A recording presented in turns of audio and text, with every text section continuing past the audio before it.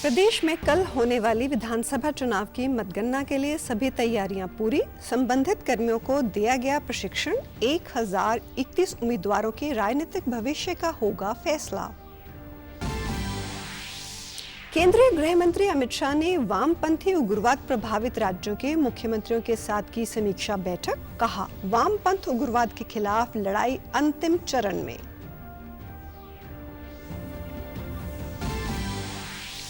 कुरुक्षेत्र के विरासत heritage village मसाना में हो रहा है सांझी उत्सव 2024 का आयोजन। 11 अक्टूबर से चलने वाली प्रतियोगिता में 50 मांझी हुई शामिल। और प्रदेश में दशहरे की तैयारियां हुई शुरू। अंबाला में बन रहा है 111 फुट का रावण। राज्यपाल बंडारू दत्तात्रेय रोहतक में आयोजित रामलीला में हुए शामिल।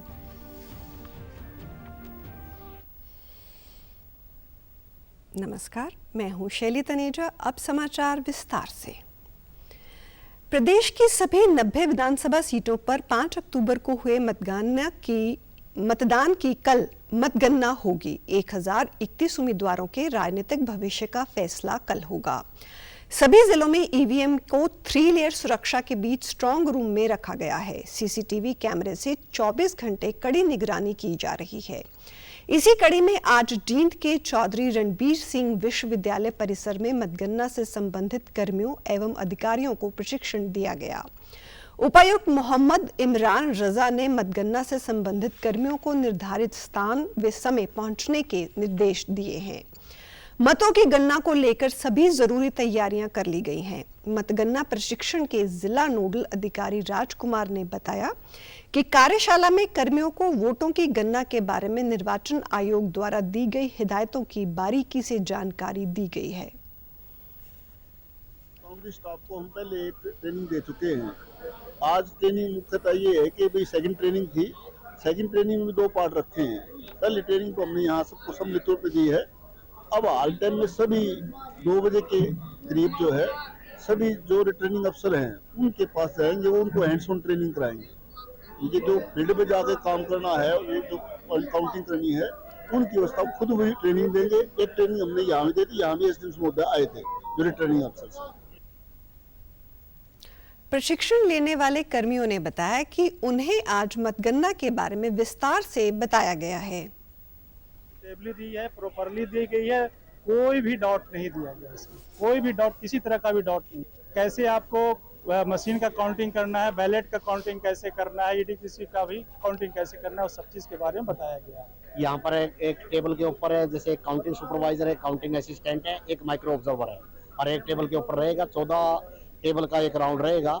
तो उसमें अलग अलग 500 हल्कियों के अंदर है। उसके अंदर हमने इससे पहले जो 2-3 दिन पहले भी हमारी ट्रेनिंग प्रोग्राम हुआ था, जिसमें हैंड्स ऑन ट्रेनिंग का हमने ईवीएम के बारे में, अपने कंट्रोल यूनिट के बारे में, जैसे उनकी टेबल पे आएगी कैसे उनको एड्रेस टैग हटाना है, कैसे उसका नंबर का मिलान करना है, किस तरह से बटन दबाना है, वो था। और आज हमने वीडियो के थ्रू और वैसे मतलब वर्बली इनको मतलब दोबारा से रिमाइंड करवाया है। इसी तरह का एक प्रोग्राम ये जींद के अंदर रखा है। उधर कल होने वाली मतगणना को लेकर महेंद्रगढ़ की 4 विधानसभा के लिए नारनौल में 4 जगह मतगणना केंद्र बनाए गए हैं। नांगल चौधरी विधानसभा के लिए महिला ITI में, महेंद्रगढ़ के लिए PR सेंटर में, अटेली के लिए ओलंपिक क्लब में और नारनौल विधानसभा के लिए बॉयज कॉलेज में मतगणना केंद्र बनाए गए हैं। स्ट्रांग रूम में रखी गई ईवीएम के बाहर 3 लेयर सुरक्षा में CRPF, आर्म्ड फोर्स व हरियाणा पुलिस के जवान तैनात हैं। उपायुक्त मोनिका गुप्ता ने कहा कि कल होने वाली मतगणना के लिए सभी तैयारियां पूरी कर ली गई हैं। 5 अक्टूबर को शांतिपूर्वक ढंग से संपन्न हुई मतदान प्रक्रिया की तरह ही मतगणना प्रक्रिया भी शांतिपूर्वक तरीके से संपन्न करवाने के लिए सुरक्षा के विशेष प्रबंध किए गए हैं। कि मतदान प्रक्रिया बहुत ही शांतिपूर्ण तरीके से हमारे ज़िले में संपन्न हुई है। अब जो काउंटिंग है वो कल यानी कि दिनांक 8 अक्टूबर को होनी है। उसके लिए जो 4 काउंटिंग सेंटर्स हैं वो हमारे नारनौल शहर के अंदर ही हैं और उन पे तमाम व्यवस्थाएं जैसे कि वहाँ पे फोर्स की डिप्लॉयमेंट है, काउंटिंग टेबल्स की इस्टेब्लिशमेंट है, काउंटिंग एजेंट्स के बैठने की व्यवस्था, ये सारी चीज़ों का जो प्रावधान है वो कर दिया गया है। और तब तक ईवीएम हमारी सुरक्षित स्ट्रांग रूम्स में जो है रखी हुई हैं, वो कल सुबह ही निकलेंगी और उसके बाद रिजल्ट देखा जाए। हर स्ट्रांग रूम के बाहर 3 लेयर की जो है सुरक्षा की जाती है, जिसकी इंटरमोस्ट जो लेयर, जो सबसे अंतरिम जो लेयर है, उसमें सीआरपीएफ के जवान तैनात रहते हैं। उसके बाहरी लेयर में हरियाणा आर्म्ड पुलिस के जवान तैनात रहते हैं, और जो बाहरी लेयर, तीसरी लेयर होती है, उसमें हमारे पुलिस फोर्स से, जो स्टेट पुलिस फोर्स है, उसके जवान तैनात रहते हैं। ये ऐसी व्यवस्था हमने हर स्ट्रांग रूम के बाहर और काउंटिंग सेंटर के बाहर भी की है। सिरसा में मतदान शांतिपूर्वक संपन्न होने के बाद ईवीएम को 3 लेयर सुरक्षा में जिला स्तर पर बनाए गए स्ट्रांग रूम में रखा गया है। जिला के 5 विधानसभा सीटों सिरसा, डबवाली, कालावाली, रानिया व एलनाबाद के मतों की गिनती CDLU में बनाए गए मतगणना केंद्रों में होगी। ईवीएम मशीनों की सुरक्षा के लिए 24 घंटे सीसीटीवी में भी ईवीएम मशीनों पर निगरानी रखी जा रही है। मतगणना के लिए सुरक्षा, सफाई व पेयजल की समुचित व्यवस्था कराई जा रही है। इसी के साथ अधिकारियों व कर्मचारियों के प्रवेश के लिए भी अलग से व्यवस्था की गई है। अतिरिक्त उपायुक्त लक्षित सरीन ने बताया कि चौधरी देवीलाल विश्वविद्यालय में मतगणना केंद्र बनाए गए हैं। सभी विधानसभा के मतों की गिनती के लिए 14 टेबल लगाए गए हैं। सुबह पहले बैलेट पेपरों की गिनती होगी, उसके बाद ईवीएम मशीनें खुलेंगी। मतगणना के लिए प्रत्येक विधानसभा के लिए आरओ भी नियुक्त किए गए हैं। उन्होंने सिरसा के लोगों से अपील की है कि जैसे मतदान शांतिपूर्वक हुआ है, ठीक उसी तरह से लोग मतगणना में भी सहयोग करें और चुनाव का ये चरण भी शांतिपूर्वक संपन्न हो। और इसके लिए जो है 3 टियर जो हमारा सिक्योरिटी सिस्टम है उसको सेटअप कर दिया गया है। पॉलिटिकल पार्टीज को इनकी इंफॉर्मेशन दे दी गई है और सुबह ही इसकी प्रक्रिया शुरू होगी। मतगणना हमारी जो होगी सुबह 7:30 से 8 बजे के बीच में जो हमारा पोस्टल बैलेट का प्रोसेस है वो शुरू होगी। उसके उपरांत जो है ईवीएम्स को लाया जाएगा और मुझे पूरी उम्मीद है कि आगे भी जो प्रोसेस होगा वो शांतिपूर्वक अपने चरण में चलेगा और हमें किसी प्रकार की कोई दिक्कत नहीं आएगी। मैं सिरसा वासियों को एक बार फिर भारी मात्रा में जनगणना में भाग लेने के लिए धन्यवाद करता हूं और उनसे अनुरोध करता हूं कि वो शांतिपूर्वक इस चरण को भी पूरा करवाएं। प्रदेश में विधानसभा चुनाव के लिए कल होने वाली मतगणना के लिए हरियाणा पुलिस द्वारा सुरक्षा के पुख्ता इंतजाम किए गए हैं। इस दौरान प्रदेश में 90 मतगणना केंद्रों के आसपास सुरक्षा के 3 चक्र बनाए गए हैं। पहले चक्र पर केंद्रीय सशस्त्र पुलिस बल के जवान तैनात किए गए हैं, जबकि दूसरे चक्र पर राज्य आर्म्ड पुलिस के जवान तथा तीसरे चक्र पर जिला पुलिस के जवानों की तैनाती की गई है। इस प्रकार प्रदेश भर में स्थापित किए गए मतगणना केंद्रों पर लगभग 12,000 पुलिसकर्मियों की ड्यूटी लगाई गई है। पुलिस महानिदेशक शत्रुजीत कपूर ने विधानसभा चुनाव शांतिपूर्ण तरीके से संपन्न करवाने के लिए सभी पुलिसकर्मियों को बधाई दी। उन्होंने बताया कि प्रदेश में स्थापित किए गए प्रत्येक मतगणना केंद्र पर पर्याप्त संख्या में पुलिसकर्मी तैनात किए गए हैं।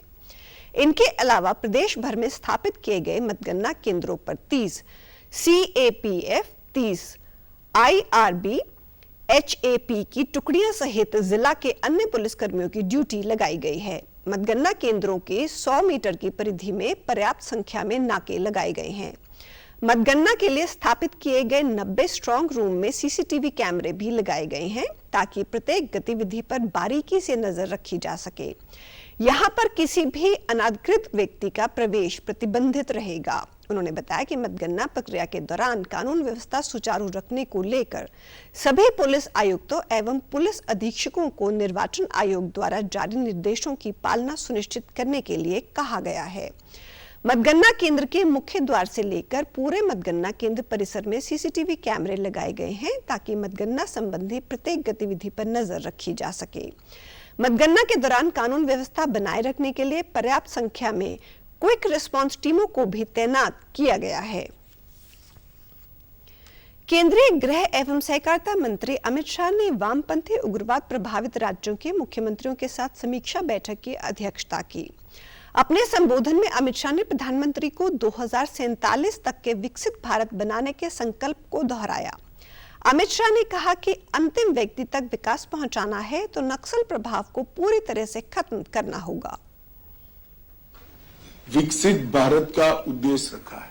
अगर ट्राइबल क्षेत्र में दूर दराज के गांवों तक, दूर दराज की व्यक्तियों तक सभी मायनों में विकास को पहुंचाना है तो उसके खिलाफ सबसे बड़ा हर्डल कोई है तो नक्सलवाद। अंतिम व्यक्ति तक अगर विकास पहुंचाना है तो हमें नक्सलवाद को पूर्णतः निर्मूल करना पड़ेगा।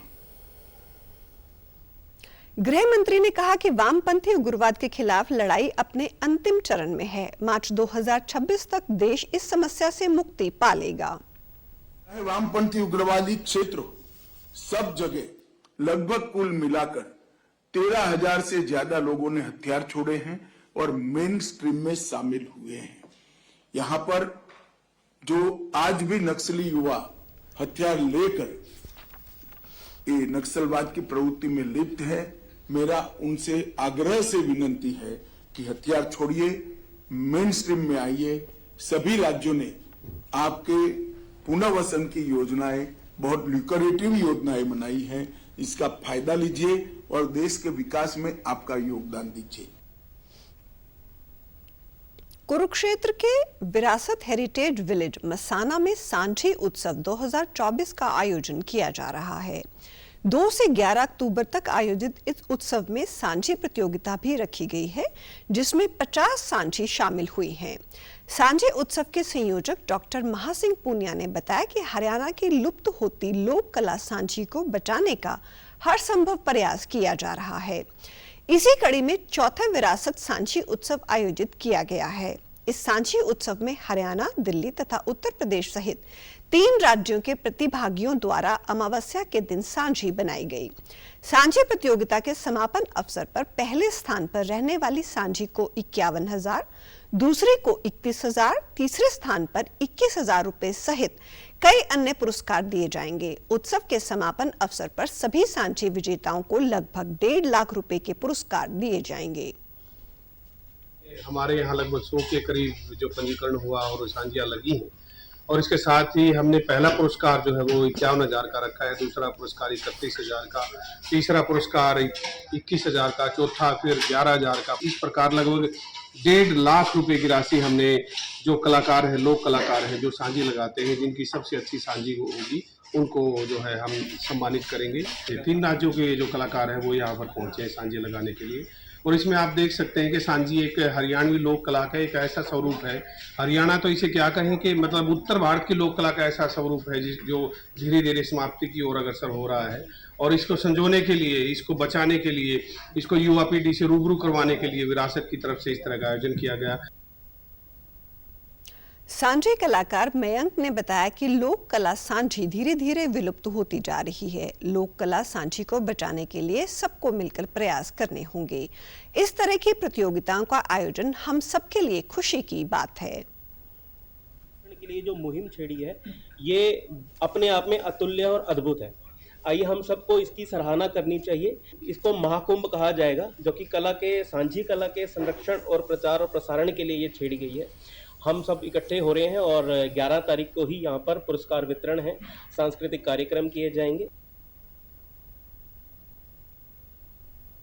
प्रदेश भर में दशहरा के पर्व की तैयारियां शुरू हो गई हैं। इसी कड़ी में अंबाला के बराड़ा में 111 फुट के रावण का इको फ्रेंडली पुतला बनाया जा रहा है, जिसमें कई दिनों से कारीगर जुटे हुए हैं। दशहरा महोत्सव समिति के प्रधान विक्रम राणा ने बताया कि हर वर्ष की तरह इस वर्ष भी दशहरा महोत्सव धूमधाम से मनाया जाएगा।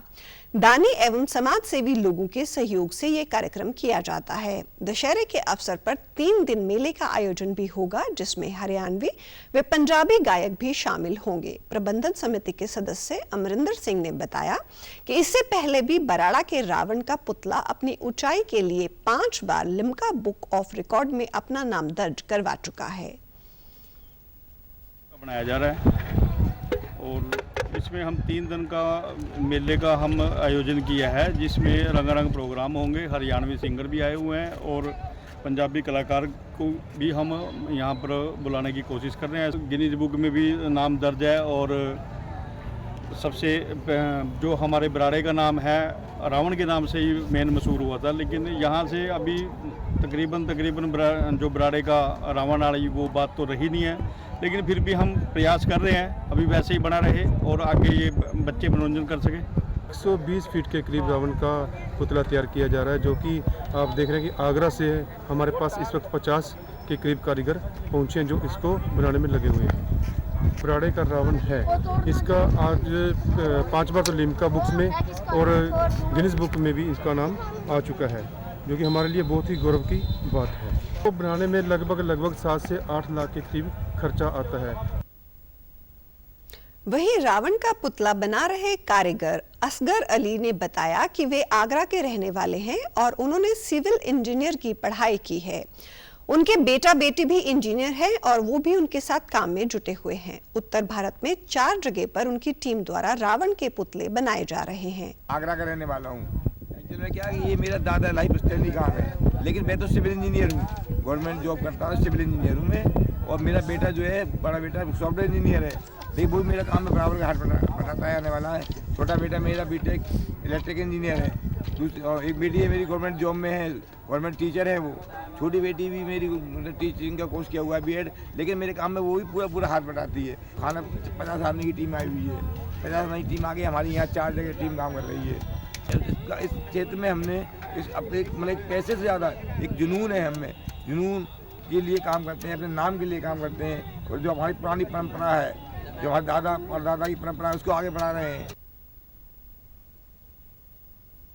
राज्यपाल बंडारू दत्तात्रेय ने कल देर शाम आईटीआई मैदान में आयोजित रामलीला महोत्सव में बतौर मुख्य अतिथि शिरकत की। इस दौरान उन्होंने उपस्थित जन को दशहरा पर्व की अग्रिम शुभकामनाएं देते हुए कहा कि दशहरा हिंदुओं का एक प्रसिद्ध त्योहार है। पहले 9 दिन तक देवी दुर्गा की पूजा की जाती है और 10वें दिन लोग असुर राजा रावण का पुतला जलाकर इस पर्व को मनाते हैं। राज्यपाल ने कहा कि भारत देश में त्योहारों का अपना विशेष महत्व है। दशहरा पर्व बुराई पर अच्छाई की विजय का प्रतीक है। ये पर्व नैतिकता, भलाई और सदाचार के रास्ते पर चलने की प्रेरणा देते हैं। उन्होंने कहा कि इंसान की बुराई की राह पर हमेशा हार निश्चित होती है। प्रत्येक व्यक्ति को अपने जीवन में हमेशा सच्चाई के रास्ते पर चलकर नेक कार्य करने चाहिए। उन्होंने कहा कि दशहरे के दिन लोग अपने अंदर की बुराइयों को खत्म करके नए जीवन की शुरुआत करते हैं, इसलिए ये बुराई पर अच्छाई की जीत की खुशी में मनाया जाने वाला पर्व है। भगवान श्री राम एक महापुरुष हैं, इसलिए केवल उनकी पूजा ही नहीं करनी चाहिए, बल्कि उन जैसा बनना भी चाहिए। रामलीला पर्व जो है उत्तर भारत में बहुत ही धूमधाम से मनाया जाता है कि भारत जो है एक आध्यात्मिक और धार्मिक देश है, और हमारे देश में राम कथा का बहुत ही जो है आदर है। इसलिए राम कथा का मतलब यही है, राम जैसे थे हम भी वैसे व्यवहार होना चाहिए, राम जैसे हमारे परिवार भी वैसे होना चाहिए। राम जी एक आदर्श पुत्र के नाते से थे। राम जी ने कहा कभी भी जो है सच बोलना चाहिए, झूठ नहीं बोलना चाहिए, अपने जीवन में सच्चाई से चलना चाहिए, बुराई को दूर रखना चाहिए। प्रदेश में धान की कटाई के उपरांत फसल अवशेष व पराली जलाने पर प्रतिबंध लगाया गया है। इसी कड़ी में पलवल जिला प्रशासन द्वारा फसल अवशेष न जलाने के निर्देश जारी किए गए हैं। उपमंडल कृषि अधिकारी डॉक्टर अजीत ने बताया कि नेशनल ग्रीन ट्रिब्यूनल ने भी फसल अवशेष जलाने पर प्रतिबंध लगाने के निर्देश जारी किए हैं। यदि कोई व्यक्ति आदेश की अवहेलना करते हुए पाया जाता है तो वे दंड का भागीदार होगा। पराली जलाने की घटनाओं को रोकने के लिए टीमें गठित कर निगरानी की जा रही है। पराली जलाने के मामले सामने आने पर 2 किसानों पर जुर्माना लगाया गया है। उन्होंने किसानों से आह्वान किया कि वे धान की कटाई के उपरांत फसल अवशेष व पराली को न जलाएं, बल्कि फसल अवशेषों का उचित प्रबंधन सुनिश्चित करते हुए अतिरिक्त कमाई करें। पराली जलाने से खेतों की उर्वरा शक्ति कमजोर होती है। इसके अलावा आगजनी के कारण पर्यावरण भी प्रदूषित होता है। किसानों को फसल अवशेषों का उचित प्रबंधन करने के लिए कृषि यंत्रों का अधिक से अधिक प्रयोग करना चाहिए। दे रही है कृषि यंत्रों पर जैसे कि आपका ये सुपर सीडर हो गया, रोटोवेटर हो गया, या फिर कंबाइन हार्वेस्टर SMS हो गए, तो जिससे कि हम उसको फसल अवशेष जो बचते हैं स्प्रा को उसको मिट्टी में मिला दें। हमने विलेज लेवल पे जो है ना टीमें गठित कर रखी हैं, जिसमें हमारे कृषि विकास अधिकारी हैं, खंड कृषि अधिकारी हैं, नीचे सुपरवाइजर है, ATM BTM है, और साथ में पंचायत डिपार्टमेंट से सेक्रेटरी हो गए, पुलिस है, तो उसमें हर गांव में यानी कि टीम जा रही है और सबको ये जागरूक कर रही है कि भाई जो है ना फसल अवशेष न जलाएं, उनको यानी कि मिट्टी में मिला दें, जिससे कि आपके खाद के रूप में काम करेगी। उन्होंने बताया कि जिले में 73 कस्टम हियरिंग सेंटर बनाए गए हैं, जहां पर जिले का कोई भी किसान फसल अवशेषों का उचित प्रबंधन करने के लिए कृषि यंत्रों को जिला प्रशासन द्वारा निर्धारित किए गए रेट पर लेने के लिए आवेदन कर सकता है। आज के आधुनिक युग में जब हर व्यक्ति अपने बच्चों को अच्छी शिक्षा देने को लेकर उधेड़-बुन में व्यस्त रहता है, तो वहीं कैथल की श्री नर नारायण समिति पिछले 15 वर्षों से झुग्गी झोंपड़ियों में रहने वाले गरीब बच्चों में शिक्षा की अलख जगाकर मानवता की सेवा कर रही है। संस्था द्वारा करीब 700 से अधिक बच्चों को शिक्षित किया जा रहा है और इनमें से कई बच्चों को शहर के अच्छे स्कूलों में पढ़ने के लिए भेजा जाता है। संस्था द्वारा इन सभी बच्चों के स्कूलों की फीस, स्कूल ड्रेस, पुस्तकें सहित सभी सुविधाएं उपलब्ध करवाई जाती हैं। अब संस्था द्वारा 10वीं से 12वीं तक के बच्चों को कोचिंग सेंटरों में भेजा जाएगा ताकि वे अपने जीवन में कुछ बन सकें। संस्था के संरक्षक राजेश गर्ग व प्रधान रविंदर ने बताया कि 2007 में हम कुछ साथियों ने एक झुग्गी में निःशुल्क दवाइयां वितरित की और धीरे धीरे वहां के बच्चों को खेल खेल में पढ़ाना शुरू कर दिया। 2009 के बाद से संस्था के सदस्यों द्वारा प्रत्येक दिन झुग्गी झोंपड़ियों में जाकर बच्चों को शिक्षित किया जा रहा है। समाज के सहयोग से, दानी सज्जनों के सहयोग से हमने अब 5 बच्चों से शुरू करके लगभग 750 बच्चे हमारे विभिन्न 18 शिक्षा केंद्रों में पढ़ रहे हैं। आगे ये सोच रहे हैं जो बच्चे 9th 10th और प्लस 1 प्लस 2 में हैं, उनके लिए हम विशेष कोचिंग हम शुरू करने वाले हैं। उस तरह के इंस्टीट्यूट में हम इन बच्चों को दाखिल करवाना चाहते हैं और समाज हमारे साथ है। हमारा सपना ये है कि कोई भी बच्चा अनपढ़ ना रहे।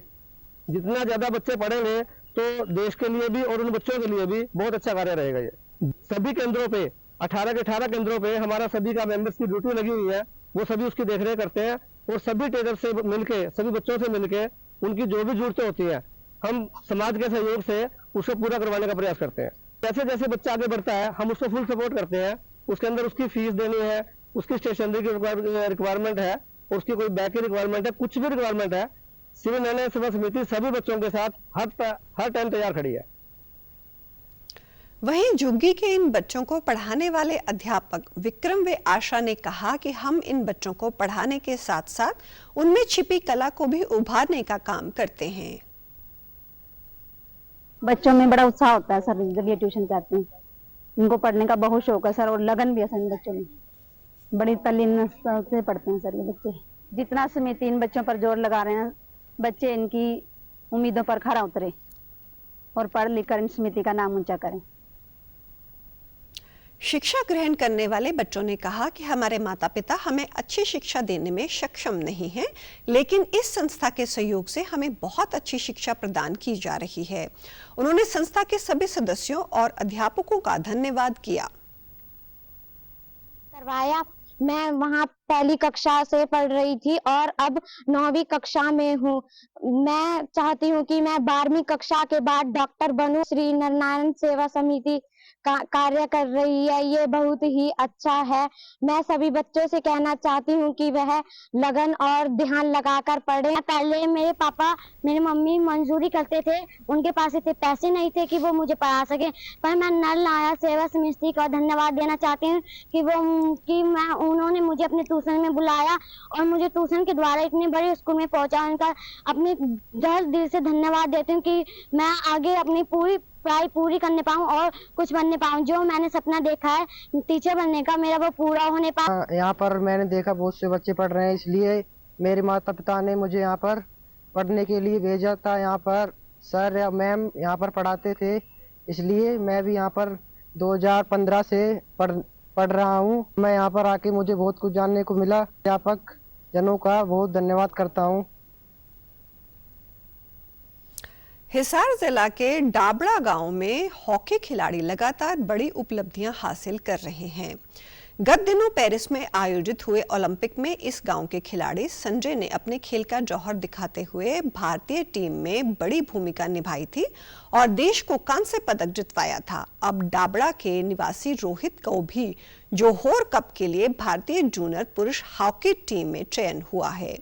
इस उपलब्धि पर परिवार में खुशी का माहौल है। रोहित के पिता उदयवीर मोहिल ने बताया कि वह शुरू से ही बहुत मेहनती रहा है। 8 साल की उम्र से ही उसने हॉकी खेलना शुरू कर दिया था।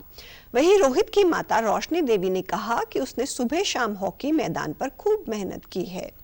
देश की टीम में चुने जाने पर हमें बहुत खुशी हो रही है। खुशी यदि तो देश का नाम का रोशन कर रहे हैं तो खुशी हम क्या करें। खूब खुशी कमी नहीं है, खूब खुशी करेगा, नाम रोशन करेगा। अच्छा कहेंगे भी मेहनत करो, माँ बाप का नाम रोशन करो, देश का नाम रोशन करो। बहुत खुशी हो रही है। मेरे सर बहुत मेहनत करी, मेरे बेटा रात दिन खूब मेहनत करी। मेरे भी खुशी है। बेटा सवेरे भी 4-5 घंटा जाया कर दो और शाम में भी जाया कर दो 2-3 घंटा, दोनों टाइम में आपकी मेहनत खूब करी है। टीम हमारी है, गांव को नाम रोशन करेगा।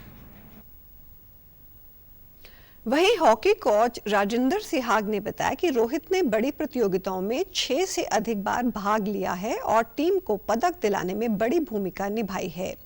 मलेशिया में आयोजित होने वाले जोहोर कप के लिए रोहित का दूसरी बार चयन हुआ है।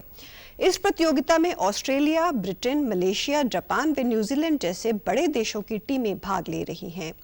उन्होंने विश्वास जताते हुए कहा कि भविष्य में डाबड़ा गांव के 4 से 5 खिलाड़ी भारतीय हॉकी टीम में खेलते हुए दिखाई देंगे। देश के लिए जो बच्चे खेल रहे हैं, राष्ट्रीय स्तर पर, स्टेट लेवल पर, डिस्ट्रिक्ट लेवल पर उन्होंने वो किया, उसके बाद इनकी जो परफॉर्मेंस है वो आउटस्टैंडिंग हो रही है और देश के लिए खेल रहे हैं। इसके लिए पेरेंट्स के लिए, मेरे लिए, मेरे गाँव के लिए, देशवासियों के लिए इससे बड़ी और गर्व की क्या बात होगी।